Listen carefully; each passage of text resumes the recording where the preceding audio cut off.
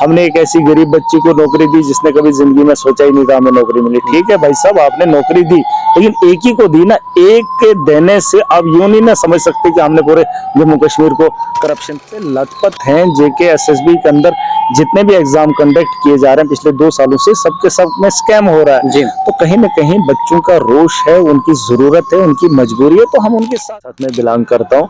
उस पार्टी को खत्म करने के लिए हर मुमकिन कोशिश कर रहे हैं पूरे देश के अंदर। जिस तरीके से हमारी पार्टी तेजी से बढ़ रही है, 10 साल के अंदर हमारी राष्ट्रीय पार्टी बनी, नेशनल लेवल की पार्टी बनी, और 2 जगह पे हमारी सरकार ही वही है जो लोगों के हित में बात करें। तो आपके सामने है, मुलाजिम सड़कों पर हैं, नौजवान सड़कों पर, बच्चे जो है सड़कों पर रो रहे हैं, अपने लिए भी और आने वाली नस्लों के लिए भी।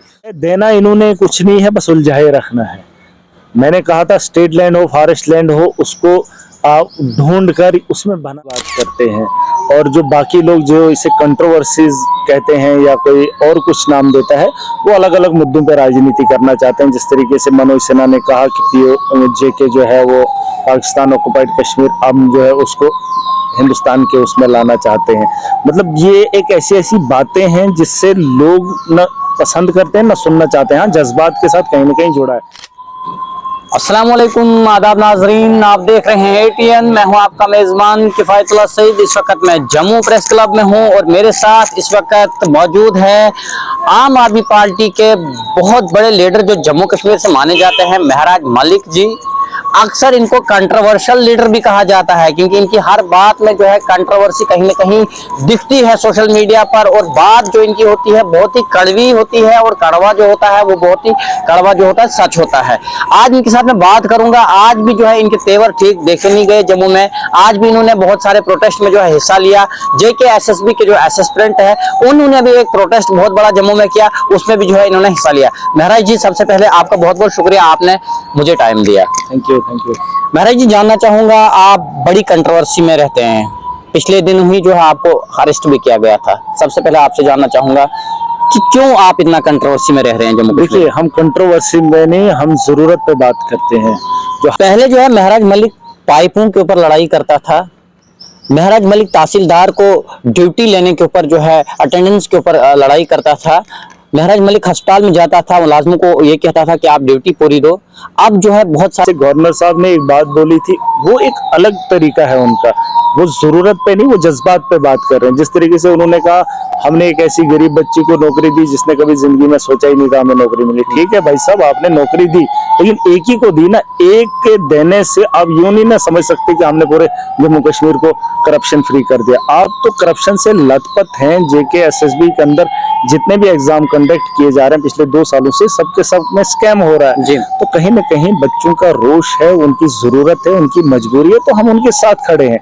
हम कोई ऐसे बेबुनियाद बेमतलब कोई मुद्दा ऐसा नहीं उठाते हैं जिसकी वजह से हम मतलब कंट्रोवर्सीज में रहते हैं। महराज मलिक जी, जानना चाहूंगा आपसे, जब आपको अरेस्ट किया गया, जब आपने भिठंडी में एक बात कही कि ये पत्थर जो है ये लोग फेंकेंगे ही क्योंकि उनके आशियाने जो है वो टूट रहे हैं, तो बाकी जो बीजेपी के कुछ ऐसे भी लीडर हैं जो बड़े बड़े बयान देते हैं जैसे कि हिंदू राष्ट्र बनेगा, ये होगा वो होगा, उनको अरेस्ट नहीं किया जा रहा है, फिर आपको ही क्यों अरेस्ट किया गया उस पत्थर की बात पर? देखिए, ऐसा जरूरी नहीं है, इनको जो मन आता है उसे ये कर रहे हैं। जिस तरीके से आज जिस पार्टी के साथ मैं बिलोंग करता हूँ, उस पार्टी को खत्म करने के लिए हर मुमकिन कोशिश कर रहे हैं पूरे देश के अंदर। जिस तरीके से हमारी पार्टी तेजी से बढ़ रही है, 10 साल के अंदर हमारी राष्ट्रीय पार्टी बनी, नेशनल लेवल की पार्टी बनी, और 2 जगह पे हमारी सरकार भी है, और हम जितने भी लोग हैं हम कट्टर ईमानदार हैं। इस बात से किसी को एतराज नहीं होना चाहिए। हमारे जो मतलब एजुकेशन मिनिस्टर हैं या हेल्थ मिनिस्टर हैं, उन लोगों को अंदर किया है, और पंजाब के अंदर भी भाजपा के लोग ऐसे हालात बना रहे हैं। जिस तरीके से आपने कहा हिंदू राष्ट्र या खालिस्तान की बात हो रही, ये इनका एक मुद्दा है पॉलिटिक्स करने का, क्योंकि काम तो इन्होंने करना नहीं है, विवादित बयान दिलवाने हैं और उन लोगों को सपोर्ट करना, और उसके बाद उनको खत्म करने के लिए सरकारों को गिराना है। जिस तरीके से यहाँ पर जो है 370 को हटाने के लिए किस तरीके का इन्होंने षड्यंत्र रचा था, उसी तरीके से इस मतलब जो भी लोगों की जरूरियात पे बात करेगा या उन पे सियासत करेगा, उन चीजों को रोकने के लिए और इनको अपनी कुर्सी बचाने के लिए वो चीजें जो है ये लाने का काम करेंगे। और मुझे फर्क नहीं पड़ता क्योंकि इनका एजेंडा ही वही है जो लोगों के हित में बात करेगा उसे अंदर करेगा। मैं अरज मलिक से जानना चाहता हूं, आर्टिकल 370 और 35A जब जम्मू कश्मीर से टूटा, भाजपा सरकार अक्सर दावा करती थी कि यहाँ पर नौकरियों की बौछार होगी, खुशहाली आएगी, हर घर में जो है अपना दिया जलेगा। जानना चाहता हूं महराज मलिक से कि क्या जम्मू कश्मीर में किन किन चीजों की चेंजिंग आई आर्टिकल 370 के बाद? देखिए, चेंजिंग तो आपके सामने है। मुलाजिम सड़कों पर हैं, नौजवान सड़कों पर हैं, बूढ़े बुजुर्ग जो गाँव के अंदर हैं जिन्हें दुनिया का कोई इल्म नहीं है वो भी परेशान हैं। उन्हें डर है कि हमारे घर उजाड़ दिए जाएंगे। एक तरफ से घर देने की बात हुई, रोजगार देने की बात, दे नहीं ना रहे हैं। अब अगर दे रहे होते तो जम्मू कश्मीर खुशहाल होना था। यहाँ पहले राशन मिलता था स्टोर पे, वो जो 10 रुपए या 15 रुपए ब्लैक में मिलता था, जिसे आप यूं मान के चलें जिसे ज्यादा खरीदना था 5 किलो के ऊपर तो वो उसको जो है 15 रुपए किलो खरीदता था। अब तो वहां पर उन स्टोरों पे वो राशन देना भी उन्होंने बंद कर दिया। मतलब उतना ही दे रहे हैं जितना सरकार देने का काम कर रही है। फ्री तो दे रहे हैं लेकिन जरूरत के हिसाब से नहीं दे रहे हैं। इन्होंने तो खाने पे भी पाबंदी लगाई। रोजगार तो दूर की बात है, हालात तो दूर की बात है। रोजगार अगर दिए होते तो 2 साल में इतने स्कैम नहीं किए होते। 300 नौकरियां हैं, 500 नौकरियां हैं और हजारों बच्चे जो हैं सड़कों पर रो रहे हैं अपने लिए भी और आने वाली नस्लों के लिए भी। तो ये मैं नहीं कहूँगा, ये देश का नौजवान जगह जगह पे कह रहा है। और जम्मू कश्मीर के हालात आप देख ही रहे हैं कि 370 के टूटने के बाद जम्मू कश्मीर में कितना बड़ा चेंज आया। महराज मलिक, अगर आपसे मैं बात करूं, आर्टिकल 370 के बाद लैंड एनक्रोचमेंट जो है जम्मू कश्मीर में जगह जगह पर हो रही है। अब जो है जो लोगों को आपने राशन की बात की, APL, BPL, अंत्योदया, वहां पर भी वेरिफिकेशन होने वाली है। क्या ये सही कर रही है जम्मू कश्मीर सरकार? बात ही वही है, देना इन्होंने कुछ नहीं है, बस उलझाए रखना है। मैंने कहा था स्टेट लैंड हो, फॉरेस्ट लैंड हो, उसको ढूंढ कर उसमें बनाना क्या चाहते हैं। फिलहाल सरकार तो पॉलिसी बताए ना कि वहां पर क्या। अब इनने कहा प्ले ग्राउंड बनाएंगे। अब जहां मेरे हिली एरियाज में वहां सरकारी लैंड है, वहां प्ले ग्राउंड नहीं, वहां आप फुटपाथ नहीं बना सकते हो क्योंकि वो ऐसा जमीन है, वहां पे प्ले ग्राउंड। आप और बताइए ना, और क्या पॉलिसी लेकर आए हो? वो चीजें इनके पास है नहीं। बस लोगों को हरास करना है, असली मुद्दों से ध्यान भटकाना है। और ये चाहते हैं कि हमारे यहाँ पैर पकड़े जाएं, हम लोगों से गुहार लगाए जाए। लेकिन गुहार लगाने के बाद भी या उनकी बात नहीं मान रहे हैं तो कहीं ना कहीं ये गलत है। अगर इनके पास पॉलिसी होती तो पूरी आवाम जो है उनको सपोर्ट करती। पहले जो है महराज मलिक पाइपों के ऊपर लड़ाई करता था। महराज मलिक तहसीलदार को ड्यूटी लेने के ऊपर जो है अटेंडेंस के ऊपर लड़ाई करता था। महराज मलिक अस्पताल में जाता था, मुलाजमों को ये कहता था कि आप ड्यूटी पूरी दो। अब जो है बहुत सारे मुद्दे और भी जम्मू कश्मीर में आए हैं। क्या अब उसके ऊपर उससे बाहर भी निकलोगे आप? देखिए, वक्त के साथ साथ जिम्मेदारी इंसान की बढ़ जाती है और जब जिम्मेदारियां बढ़ जाती हैं तो फिर काम तो थोड़ा हट के करना पड़ता है। जहां तक जमीनी सतह की आप बात कर रहे हैं, ड्यूटी लेना या वक्त के हालात को देखकर अपने गाँव के या अपनी कॉन्स्टिट्यूंसी के, अपने डिस्ट्रिक्ट के, वो सारी चीजें तभी हो रही हैं जब ऊपर से बैठा एक आदमी उनको कंट्रोल कर रहा है। तो मैं चाहता हूं कि जब ऊपर वाला कंट्रोल ठीक हो जाएगा तो नीचे का खुद ब खुद ठीक हो जाएगा। तो उसकी एक कोशिश लगी है, तो उन सब चीजों पर भी ध्यान रखा जा रहा है।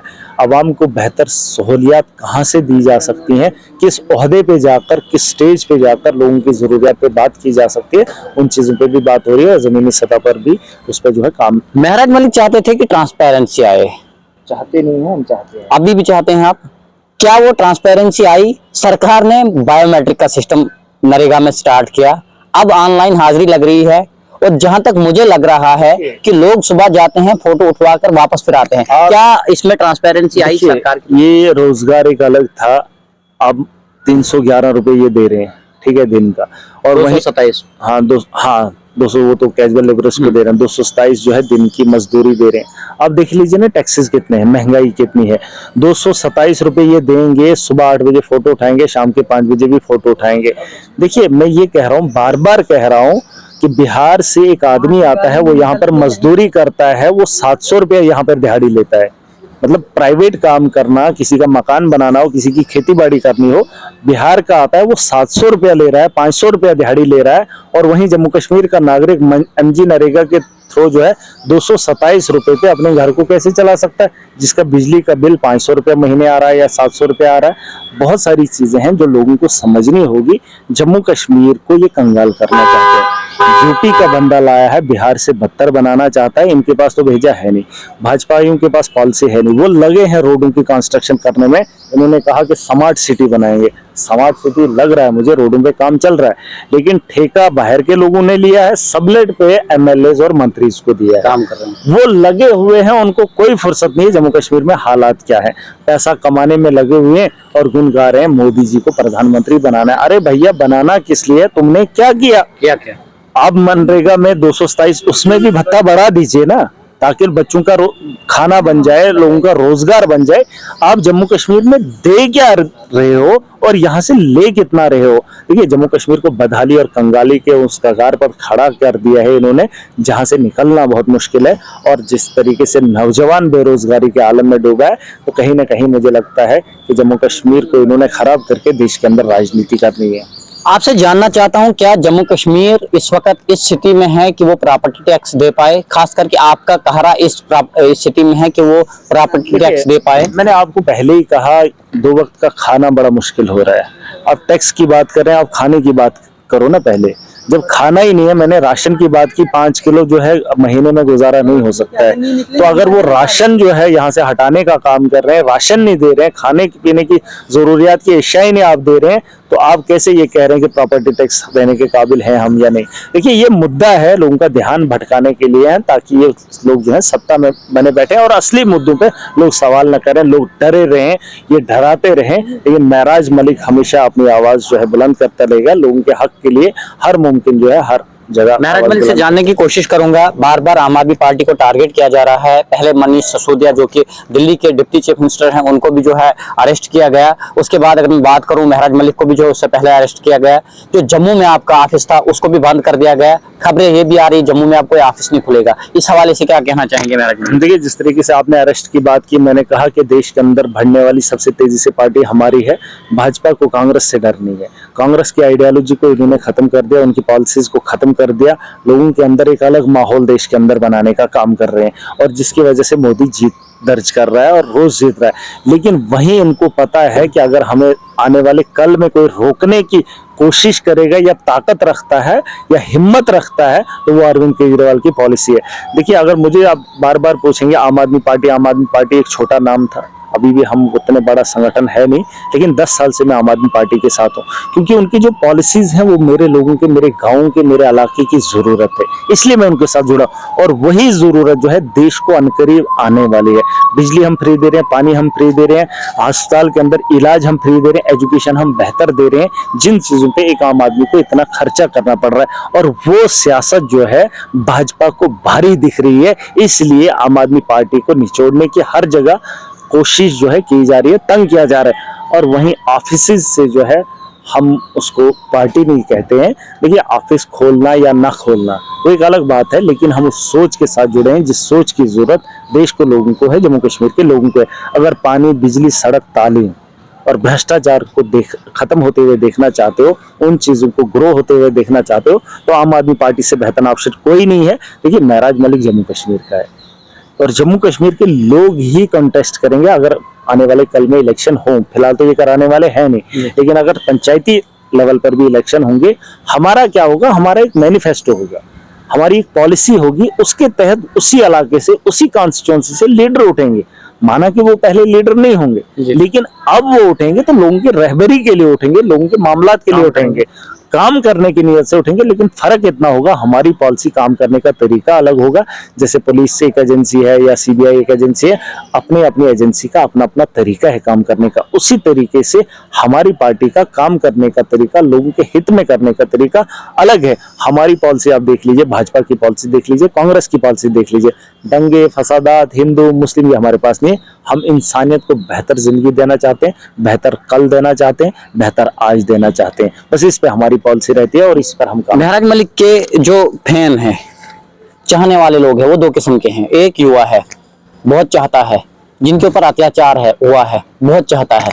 दूसरी तरफ कुछ लोग हैं, वो कहते हैं नहीं, महराज मलिक से दूरी रहना चाहिए। ऐसा क्यों? देखिए, मैं इस पर बात नहीं करूंगा।